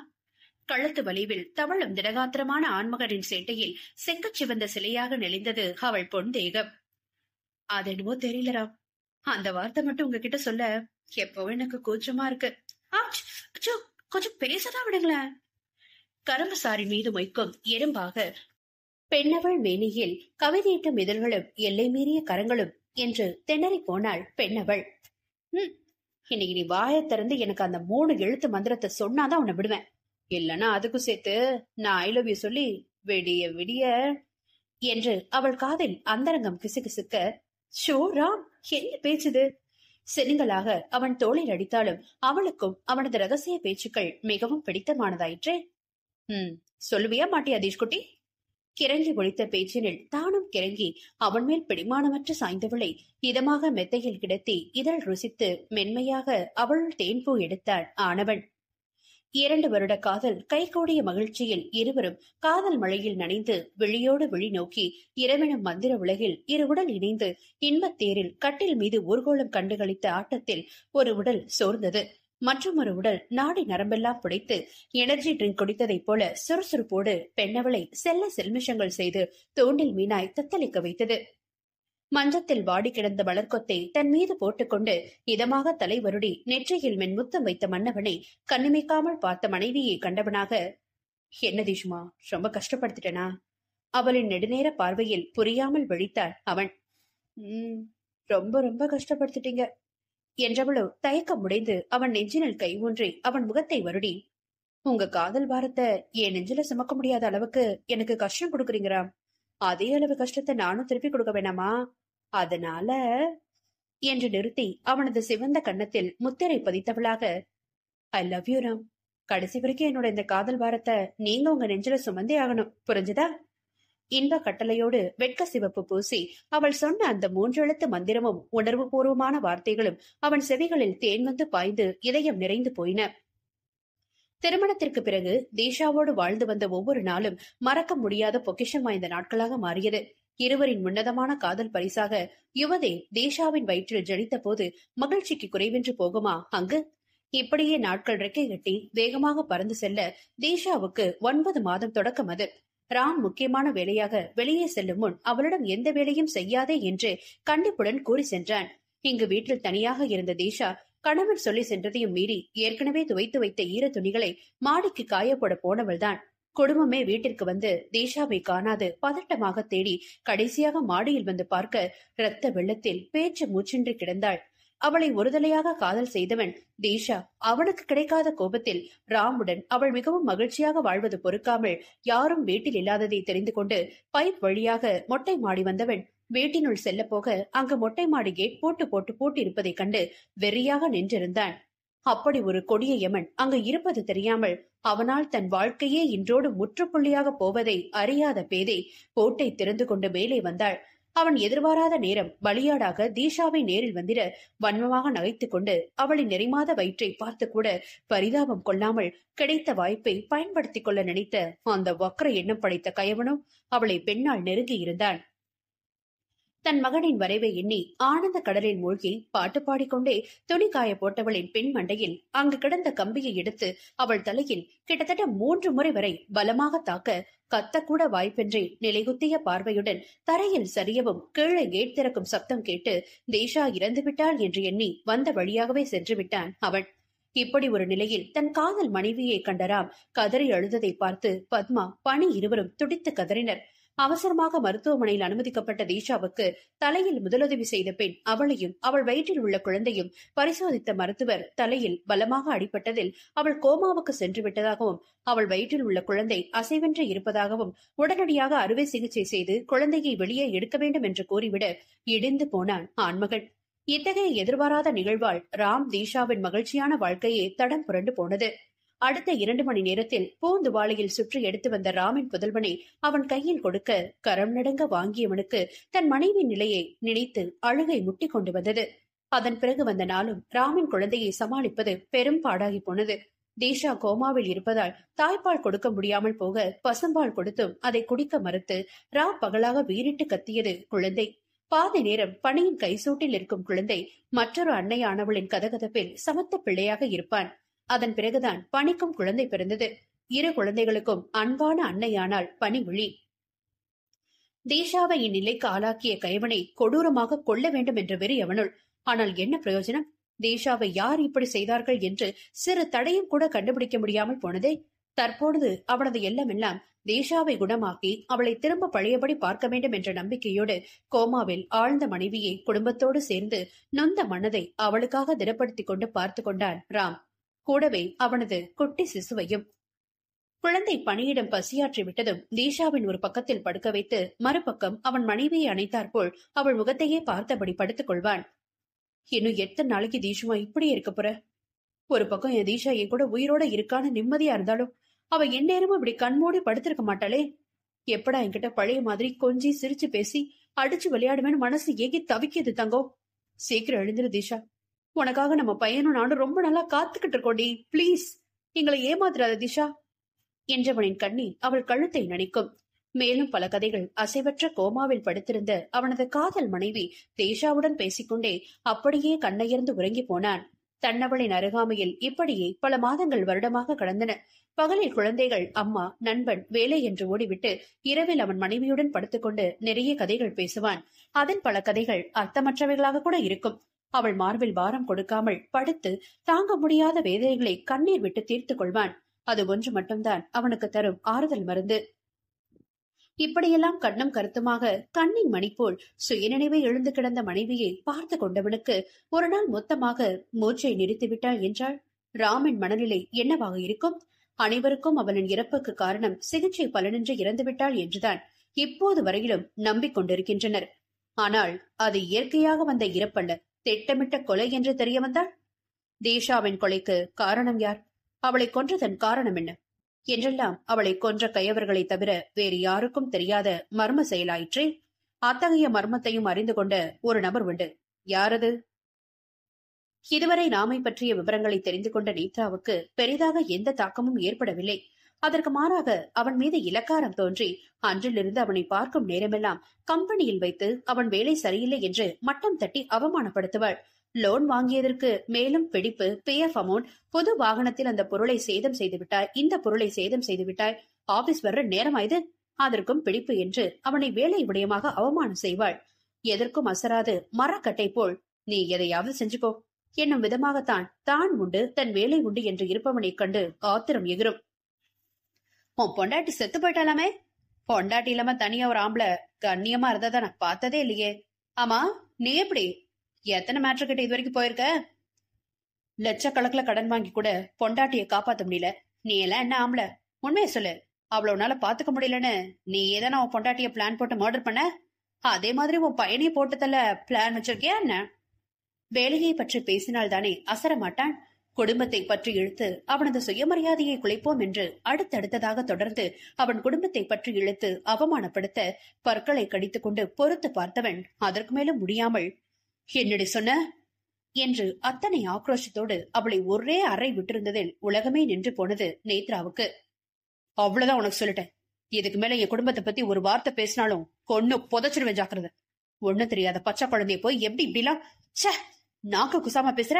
நீ எல்லாம் ஒரு பொண்ணா? உண்மையாவே நீ எல்லாம் மனித பிறவிதானா? மொத்த கம்பெனியும் பார்க்க சுழண்டு போய் தரையில் விழுந்து கிடந்தவளை நாக்கை பிடுங்குவதைப் போல் கேட்டுவிட்டு ஆங்கார முகத்தோடு அங்கிருந்து சென்று விட்டான் அவன். அன்றுபட்ட அவமானத்திலிருந்து மேலும் மேலும் அவன் மீது கடும் வன்மத்தில் ராமை ஏதாவது ஒரு வழியில் பழிதீர்த்தே ஆக வேண்டும் என்ற எண்ணம் கொண்டு சுற்றி கொண்டிருந்த நேத்ரா திடீரென முற்றிலும் நல்லவளாக மாறி அவன் பின்னால் அலைந்தாள். என்னை திருமணம் செய்து கொள் என்று. ராமிற்கு எரிச்சல் வந்தது. அவளின் அந்நியன் போன்ற நடவடிக்கைகளை கண்டு விரட்டி அடித்தான். வார்த்தைகளை சிதறவிட்டான். எதற்கும் அசியவில்லை அவள்.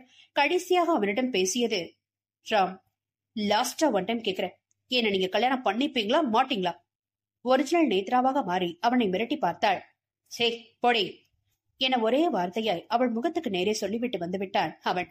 அதன் பிறகு கடைசி முயற்சியாக பணி குழந்தைகளை அழைத்துக் கொண்டு எப்போதும் வரும் கோவில் முதற்கொண்டு அனைத்தையும் தெரிந்து வைத்துக் கொண்டு கச்சிதமாக தோழிகளை வைத்து பிளான் போட்டு குழந்தைகளை கடத்தி அவனை கத்தி முனையில் நிற்க வைத்து தாலியை அவள் கழுத்தில் கட்ட வைத்தாள். அதுவும் தீஷாவின் தாலியைத்தான் கட்ட வேண்டும் என்ற நிபந்தனையோடு. ராமை பழிவாங்க வேண்டும் என்று அத்தனை கோபத்தோடு காத்திருந்த நேத்ரா திடீர் திருப்பமாக ஏன் அவனையே திருமணம் செய்து கொள்ள வேண்டும் என்ற முடிவுக்கு வந்தாள். அனைத்து கேள்விகளுக்கும் ஒரே விடை நேத்ரா வாய் திறந்து பேசினால் மட்டுமே கிடைக்கும். பேசுவாளா? நேத்ரா, பொறுத்திருந்து பார்ப்போம். நினைவுலகில் இருந்து வெளிவந்து தலையை உலுக்கிக் கொண்டவன் அவனது விரல்களை விடாது இறுக்கி பிடித்து நெஞ்சோடு அணைத்தவாறு நன்றாக உறங்கிக் கொண்டிருக்கும் நேத்ராவை சலனமற்ற பார்த்திருந்தான் ராம். அத்தியாயம் 30. இன்னிசையளவடையே அமுதே இளமையின் நன்கொடையே, இன்னிசையளவடையே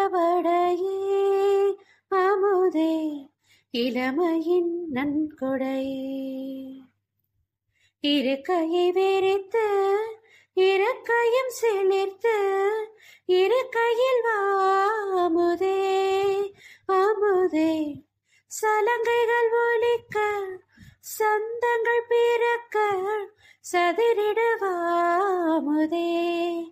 அமுதே சதுரிடவா அமுதே.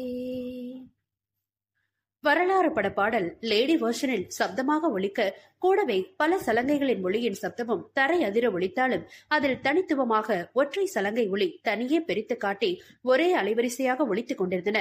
அந்த சத்தத்தில் கண்கள் சுருக்கி எழுந்தமர்ந்தாள் நேத்ரா.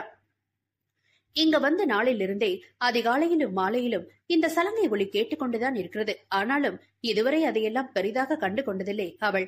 இன்று சலங்கை சத்தத்திற்கேற்ப சிரிப்பொலியும் சுவாரஸ்யமான பேச்சு சப்தமும் இடையிடையே கேட்டதில் தானாக அவளின் கால்கள் அறையிலிருந்து வெளியேறி சப்தம் வரும் திசையை நோக்கி நடந்தன. அச்சில் வார்த்த பதுமையும் நீயே, கச்சில் கிடக்கும் கர்வமும் நீயே, தோம் தோம் தனதன தோம் தோம் தனதன தோம் தோம் தனதன தோம். அச்சில் வார்த்த பதுமையும் நீயே, கச்சில் கிடக்கும் கர்வமும் நீயே, தகிட தகிட தக தகதோம் தக தக தகிட தகிட தகதோம் தகதோம். அழகிய மயில் கூந்தல் இசைக்கு ஏற்ப காற்றில் நர்த்தனமாட கணுக்கால் வரை ஏற்றி கட்டிய குங்கும நிற ஜரி வைத்த காட்டன் சேலையின் முந்தானை இடையில் சொருகி இருக்க செதுக்கிய புருவத்தின் இடையே கோபுர பொட்டு நீண்டு மை தீட்டிய கருவிழிகள் உருள கைகள் அபிநயம் பிடித்து மெல்லிடை நெளிவோடு ஆடி குழந்தைகளுக்கு பரதம் கற்றுக் கொடுப்பதில் கவனமாக இருந்தாள் பணிவிழி. இன்னிசையளவடையே அமுதே இளமையின் நன்கொடையே, இன்னிசையளவடையே அமுதே இளமையின் நன்கொடையே. குழந்தைகள் அனைவரும் அவளின் ஜதிக்கு ஏற்றாற்போல் அவளை பின்தொடர்ந்து ஆடுவதையும் மனைவியின் வளைவு நெளிவான வனப்புகளில் மெய் மறந்து பெரிய கூடாரத்தின் கதவில் சாய்ந்து நின்று விழுங்குவதைப் போல் ரசித்து பார்த்து கொண்ட வருமனையும் அவன் இருப்பது தெரிந்தும் தெரியாதது போல் குழந்தைகளோடு கொஞ்சி பேசி சொல்லிக் கொண்டிருப்பதையும் இரண்டு வாளுகள் காலையிலேயே உற்சாகமாக அன்னை ஆடும் ஆட்டத்திற்கு இணையாக பரதமும் குச்சிப்புடியும் கலந்த ஒரு வகை ஆட்டமாக ஒரு மூலையில் துள்ளி குதித்து ஆடிக்கொண்டிருப்பதையெல்லாம் மாறி மாறி பார்த்தபடி அங்கு வந்து நின்றாள் நேத்ரா. பணியின் ஆசை பரதகலைதான் என்று தெரிந்த பிறகு வர்மன் அவளுக்காகவே வீட்டை ஒட்டி அழகான கொட்டகை தயார் செய்து பாரம்பரிய முறையில் நாட்டியாலயா பள்ளி அமைத்துக் கொடுத்து தேவைக்கேற்ப நடன ஆசிரியர்களும் நியமித்திருக்க கணவனின் ஏற்பாட்டில் வியப்பிலும் மகிழ்ச்சியிலும் துள்ளி குதித்து அவனுக்கு அவள் கொடுத்த இன்ப சர்ப்ரைஸ் எல்லாம் வேறு கதை. காலை மாலை 2 வேளையும் பணியின் பொழுது நடனத்தோடு தொடங்கி நடனத்தோட முடியும். தினமும் அவளோடுதான் இருக்கிறான். ஆன தினமும் இடுப்பில் தூக்கி வைத்துக் கொள்ளாத குறையாக அவளை கொஞ்சி மிஞ்சி முத்தத்தில் குளிப்பாட்டி கோடல் புரிந்து கண்ணெதிரே இருந்தாலும் தினமும் சலிக்காமல் இப்படித்தான் திருட்டுத்தனமாக மனைவியின் அழகினை பார்வையால் அள்ளி பருகி ரசிக்கிறான். தன்னவன் பார்க்கிறான் என்று தெரிந்தும் குழந்தைகள் முன்பு தன் கூச்சத்தையும் செல்ல கோபத்தையும் வெளிக்காட்ட முடியாமல் நாணம் மறைத்து தன் வேலையில் முழு ஈடுபாட்டை காட்டும் பெண்ணவளின் பூந்தேகம் ஆலை விழுங்கும் பார்வையில் தன்னால் கூசி போகுமே. அடவுகளை நளினமாக கற்றுக் கொடுத்த பணி, ஓகே பிள்ளைங்களா, கிளாஸ் முடிஞ்சது, பேரண்ட்ஸ் வெயிட் பண்றாங்க, கிளம்புங்க என்றவளுக்கு ஆசையாக பாய் காட்டி தேங்க்யூ மிஸ் என சொல்லி சென்றவர்களை தொடர்ந்து யுவாவும் மலரும் கூட வீட்டினுள் ஓடிவிட்டனர். பணியும் நைசாக அங்கிருந்து சென்று விடலாம் என்று தப்பிச் செல்ல பார்த்தவள் அக்னிவர்மனின் தேக சூட்டில் உருகி கரைந்தாள். பணி, விடு வரும், யாராவது பார்க்க போறாங்க, எப்ப பாரு உனக்கு இதே வேலைதானா? சினுங்களாக அவனது இடைத்தழுவிய கரத்தினுள் துள்ளினாள். நான் உன்னை பாக்குறேன்னு தெரிஞ்சுதானே இடுப்பு தெரிய ஆடி என்ன டெம்ப்ட் பண்ற? அதுக்கு இந்த பிடி கூட இல்லனா என் பொண்டாட்டி போட்ட எஃபெக்ட் வீணா போயிடுமே வெளிமா. குறும்பாக கண்ணடித்து நலுங்கிய இடையில் மென்மையாக வீரியம் காட்டினான் வர்மன். ஆமாமா, இவர் பாக்கணும்னா நாங்க அப்படியே ஏங்கிட்டு இருக்கோம் பாரு, ஆடும்போது அதுவா விலகுது. ஆடவனின் சாம்பல் நிற கண்களில் காந்தமாக கவர்ந்தவள் கூச்சம் மறைத்து பொய்யாக செழிப்பு கொண்டவளை மார்போடு மோத நிறுத்தி, ஓஹோ அதுவா விலகுதா, அப்ப நான் பாக்கணும்னு நீ ஏங்கல அப்படிதானே என்றான் ஒரு மார்க்கமாக. ஆமா என்றாள் உள்ளுக்குள் உருளும் ஒருவித குறும்போடு வெட்க சிரிப்பை கன்னத்தில் தவள விட்டு. அப்புறம் ஏனா கண்ணம் செவக்குது? மெருதுவான கன்னத்தில் தடித்த விரல் கொண்டு கோடு வரைய, அது பிளஷ் தடுமாற்றமாக சொல்லி சமாளிக்கும் மனைவியை ஆசையாக பார்த்தான் வர்மன். ரொம்ப காஸ்ட்லியான பிளஷ் டி, கையில ஒட்டவே இல்ல பாரு. கன்னத்தோட கண்ண முருசி பெண்ணவளின் வெட்கத்தை தூண்டிவிட்டு முத்தமிட அதற்கு மேலும் தன்னவரிடம் வெட்கத்தை மறைக்க முடியாமல் சரண்டர் ஆகிவிட்டாள் பணி. ரூம்லதான் உன் சேட்டை தாங்க முடியலன்னு பார்த்தா இங்கேயும் ரொம்ப அட்டகாசம் பண்ற வருணி. தினமும் தானே என்ன பாக்குற, உனக்கு நான் அழுத்தே போகலையா? பனிக்கட்டியாய் கரைந்தவளின் முகம் நிறுத்தி, என் மூச்சு காத்து அடங்கினாலும் நீ எனக்கு அழுக்க மாட்டடி, ஏனா நீ என்னோட உயிர் விழி. அவள் வெளியோடு வெளி கலந்து உருக்கமாக உறுதியாக இரும்பு குரல் முழங்கியதில் எப்போதும் போல் கணவனின் மெய் காதலில் போரித்து புன்னகைத்தாள் பனிப்பூ. இந்த வழி என அவனது முதுகின் பெண்ணிருந்து எடுத்து அவளிடம் ஒரு பார்சலை நீட்டினான். இன்னைக்கு வாங்கிட்டு வந்துட்டியா என வாய் பிளந்து செல்ல கோபத்தோடு ஆர்வமாக கண்கள் மின்னின. உனக்கு தாண்டி புது ட்ரெஸ். அதான் தெரியுமே, ஆனா அது ட்ரெஸ்ன்னு சொல்லாத. வெளியே சலித்தாலும் ஆசையோடு பார்சலை பிரிக்க போக, அது இப்ப பிரிக்காத, எப்பவும் போல ஈவினிங் கிளாஸ் முடிஞ்சதோ நைட்டு குளிச்சுட்டு போட்டுக்கோ, நானும் வேலையை முடிச்சுட்டு சீக்கிரம் வந்துடுறேன். ஹஸ்கியாக பேசி முறுக்கிவிட்ட மீசை குத்த மயில் கழுத்தில் அவனது சுவாசம் பரப்பிட இதழ் கடித்து வெட்கம் கொண்டு நிச்சயம் ஏதோ வில்லங்கம் வைத்திருக்கிறான் என நன்றாகவே உணர்ந்த பணி ஏதோ பேச வாய் எடுக்கும் போதே, அம்மாடி பணி இங்க வாமா, இந்த வாளுங்க ரெண்டதையும் சேட்ட தாங்க முடியல. பத்மா குரல் கொடுத்ததில், இதோ அழைப்பு வந்தாச்சு, நான் போயிட்டு குழந்தைங்களை பார்த்துட்டு சாப்பாடு எடுத்து வைக்கிறேன், சீக்கிரம் வந்துருவரோ என படபடத்தவள் பச்சக்கென அவன் கன்னத்தில் எக்கி முத்தம் விட்டு சலங்கை ஒளி அதிர அங்கிருந்து ஓடிட முத்தமிட்ட கன்னத்தை இதமாக வருடியபடி இறுகிய முகம் தளர்ந்து தனிமையில் தலைக்கோதி புன்னகைத்துக் கொண்டான் வர்மன். திருமணமாகி வருடங்கள் கடந்த பின்பும் கொஞ்சமும் காதல் குறையாமல் இருவரின் அன்பும் நேசமும் அசைக்க முடியாத வலுவான காதலாக உருமாறி ஒருவரை ஒருவர் என் நிலையிலும் விட்டுக் கொடுக்காமல் எத்தனை பிரச்சனைகள் வந்தாலும் அனுசரணையாக குடும்பம் நடத்தி கொண்டிருக்கும் அழகை வந்ததிலிருந்து கண்டும் காணாமலும் பார்த்து கொண்டிருப்பவளுக்கு ஏனோ இப்போதெல்லாம் இவர்களை பார்த்தால் மனதினோரம் ஒருவித ஏக்கம் படர்ந்து ராமும் தீஷாவோடு இப்படித்தான் வாழ்ந்திருக்க கூடும் என்ற எண்ணம் உதிர்த்து மனம் முழுக்க விரக்தியான உணர்வு. காதல் என்றால் என்னவென முழுமையாக உணர்ந்திராத நேத்ராக்குள்ளும் இப்போதெல்லாம் ராமின் அருகாமையில் அவள் மனம் மெல்ல மெல்ல ஒருவித ஈர்ப்பை உணர்ந்து அவனை வைத்த கண் வாங்காமல் பார்க்கையில் உள்ளுக்குள் ஒருவித சிலிர்ப்பு உண்டாவதை என்னவென்று புரிந்து கொள்ள முடியாத நிலையில் தனிமையில் யோசனையில் மூழ்கி போகும் நேத்ரா வருமனும் பணியும் வீட்டை சுற்றி காதல் லீலைகள் செய்து கொண்டிருக்கும் காட்சிகளை அவ்வப்போது அவள் கண்ணில் பட்டு காதலின் உணர்வுகளை தூண்டிவிட்டாலும் எதையும் அவள் மூளை செயல்படுத்திட முடியாமல் தடுத்து நிறுத்தி வைத்திருக்கிறதே. சாதாரண இளம் பெண்களுக்கே உண்டான அட்ராக்ஷன் தான் சர்வேஷ் மீது வந்த ஈர்ப்பு. பள்ளியிலிருந்தே தோழன் என்ற அடிப்படையில் நண்பனாக அவன் மீது ஏற்பட்ட ஒருவித உணர்வு அது. அதை தவறாக காதல் என்று அறையும் குறையுமாக புரிந்து கொண்டு அவனிடம் காதலை சொல்ல பப்புக்கு சென்றவள் அங்கு சுஷ்மியோடு அவன் ஒன்றாக சல்லாபித்துக் கொண்டிருப்பதை பார்த்துவிட்டு எவ்வித கோபமும் வெறுமையும் வேதனையும் சிறிதாக கூட அவளுள் தோன்றவில்லை என்றாலும் அப்போதே உணர்ந்து கொண்டாள் தனக்குள் ஏற்பட்ட உணர்வின் பெயர் காதலும் இல்லை என்று. ஆனால் ராம் விடயத்தில் அப்படியெல்லாம் இப்போது கடந்து செல்ல முடியவில்லையே. ஒவ்வொரு முறையும் என் மனைவி தீஷாதான் என்று சொல்லும் போதும் தனக்கு முன்னால் வேறொரு பெண்ணோடு வாழ்ந்து குழந்தை பெற்றிருக்கிறான் என்று நினைக்கும் போதும் மனதில் இனம் புரியாது பரவும் வழியை இன்னும் முழுமையாக உணராமல் அவனை பார்த்தால் தோன்றும் உணர்வுகளை எப்படி வெளிப்படுத்துவது என தெரியாமல் காதல் கத்திரிக்காய் எல்லாம் தனக்கும் தன் வாழ்க்கைக்கும் தேவைப்படாத ஒன்று.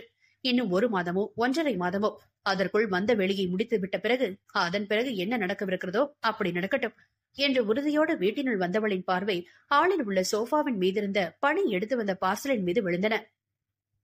அத்தனை எளிதில் எதன் மீதும் ஆசை கொள்ளாதவள் நேத்ரா. அப்படியே ஆசை கொண்டாலும் அப்பொருள் உடனே அவள் கையில் வந்து சேர்ந்துவிடும். அப்படி இருக்க அந்த பார்சல் தனக்கு வேண்டாம் தான். ஆனால் அதனுள் என்ன இருக்கிறது? ஒரு கணவன் அவனது மனைவிக்கு அப்படி என்ன வாங்கி கொடுத்து சந்தோஷப்படுத்தியிருப்பான் என்ற ஆவல் அவளுள் தோன்றியதில் நைசாக சென்று அந்த பார்சலை பிரித்து பார்த்தவளுக்கு வியப்பில் கண்கள் விரிந்து போயின. தொடையை கூட தொடாத குட்டி ட்ரௌசரும் வயிறு தெரியும் ஸ்லீவ்லெஸ் குட்டி பனியனையும் கண்டு ஒரு நொடி இந்த உடை குட்டி பணிப்பெண்ணுக்கோ என்று நினைத்தவள், சாச்சா அந்த பாப்பாவே இதை விட கொஞ்சம் பெருசாவே ட்ரெஸ் பண்றா, இது பணிக்குதான். பரவாயில்லையே, நல்ல ரசனக்காரர் தான் இந்த பணியோட ஹஸ்பண்ட். இந்த ராமு இருக்காரே சரியான ரசனை கட்டவன். நான் எப்படி ட்ரெஸ் பண்ணாலும் அவ பார்வை என் மேல விழவே மாட்டேங்குது. ஆனா இவர் மூடி இருக்க பொண்டாட்டி அழகா திறந்து பார்க்க ஆசைப்படுறாரு. கலா ரசிகன் தான் என்று மெச்சந்தலாக அவளையே கண்டு மீண்டும் அதை பேக் செய்தவளின் மனதில் தோன்றிய யோசனையோடு தன் அறைக்கு சென்றாள் நேத்ரா. கணவனை உபசரித்து கடைக்கு அனுப்பிவிட்டு குழந்தைகளுக்கு உணவு ஊட்டி உடம்புக்கு ஊற்றி உறங்க வைத்து பணி மதியத்திற்கு மேல் சற்று ஓய்வாக ஹாலில் உலாத்தி கொண்டிருந்தவளோ ஏதோ ஒரு எதிர்பார்ப்போடு கணவன் கொடுத்து சென்ற பார்சலை பிரித்து பார்த்து தலையில் அடித்துக் கொண்டாள் அவள். சரிட்டு ராஸ்கல், வெளியே எங்கேயும் மாடர்ன் ட்ரெஸ் போடக்கூடாதுன்னு சொல்லிட்டு இவன் மட்டும் மாசத்துக்கு 25 நாள் குட்டி குட்டி ட்ரௌசரும் பனியனும் வாங்கிட்டு வந்து கொடுத்து நைட்ல போட சொல்லி கொட்ட கொட்ட பாக்குறான். ஃப்ராடு. பாரட்டும், இன்னைக்கு நானும் அவனான ஒரு கை பாத்துருவோம். மனதில் பெரிய சூறாங்கனி போல் சபதம் எடுத்துக்கொண்டு கையோடு அந்த உடையையும் எடுத்துக்கொண்டு சென்றவளின் சபதம் எல்லாம் வர்மனின் முன்னால் தினம் தினம் மாயமாய் மறையும் மாயம் என்னவோ. மாலை நேரம் வேலை முடிந்தும் வீட்டுக்கு செல்ல மனமின்றி தேஷாவின் கல்லறைக்கு வந்து அமர்ந்திருந்தவன் இருட்டிய பின்பும் அங்கேயே அவள் புகைப்படத்தை வெறித்த பார்த்து அமர்ந்திருந்தவனின் அலைபேசி தொடர்ந்து அலறவும் பெரிதாக சலித்துக் கொண்டு ஹலோ என்றான். மணி 10 இன்னும் வீட்டுக்கு வராம வெளியே என்னடா பண்ற? பத்மாதான் கவலையாக கேட்டது. கிளம்பிட்டமா, கொஞ்ச நேரத்துல வந்துருவேன், நீங்க சாப்பிட்டு படுங்க என்றவன் ஒரு பெருமூச்சு விட்டு இருசக்கர வாகனத்தை கிளப்பி இருந்தான்.